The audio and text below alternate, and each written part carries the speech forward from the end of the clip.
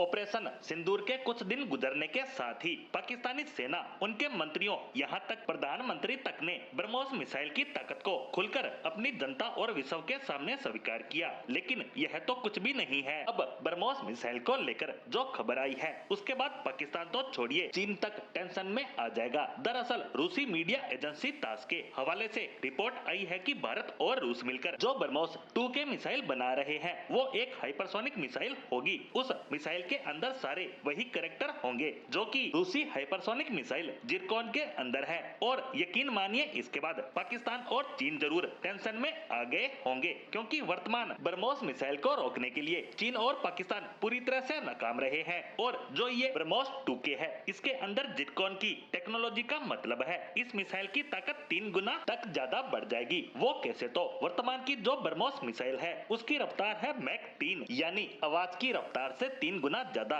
और किलोमीटर प्रति घंटा की रफ्तार की बात करें तो ये है 3600 किलोमीटर प्रति घंटा। वहीं रूस की जिरकॉन मिसाइल की रफ्तार 9 मैक यानी करीबन 10,000 किलोमीटर प्रति घंटा की है। इतना ही नहीं, वर्तमान की ब्रह्मोस मिसाइल की रेंज 400 किलोमीटर की है। वहीं जिरकॉन की रेंज 1000 से 1500 किलोमीटर के बीच, और वो भी हाइपरसोनिक रफ्तार के साथ। इतना ही नहीं, ये मिसाइल काफी ज्यादा वर्सिटाइल भी है, यानी आप इसे एंटीशिप ऑपरेशन में इस्तेमाल कर सकते हैं, ग्राउंड अटैक में भी इस्तेमाल कर सकते हैं, यानी थल पर भी और पानी पर भी ये दुश्मन को तबाह कर सकती है। इतना ही नहीं, इस मिसाइल को रोकना किसी भी एयर डिफेंस सिस्टम के बस की बात नहीं है, क्योंकि ये मिसाइल 10,000 किलोमीटर की रफ्तार से उड़ते हुए मैन ओवर कर सकती है, यानी कि इस भयानक रफ्तार में भी अपना रास्ता बदल सकती है। और वो भी बार बार ये किसी भी एयर डिफेंस सिस्टम को बाईपास भी कर सकती है। और किसी भी देश के पास आज के समय ऐसा कोई मैकेनिज्म है ही नहीं कि वो किसी भी हाइपरसोनिक मिसाइल को रोक सके। इसीलिए हाइपरसोनिक मिसाइलों को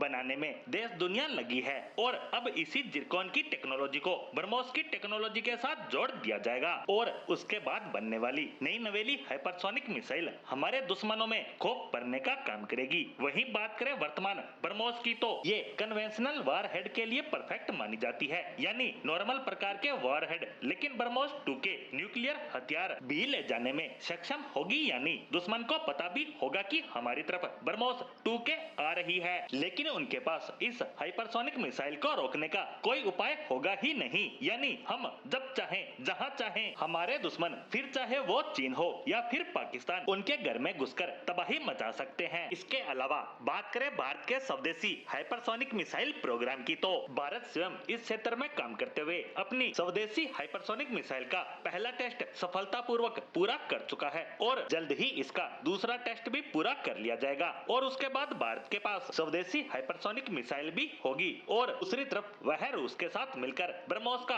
अपग्रेडेड वर्जन बनाने की तैयारी कर रहा है।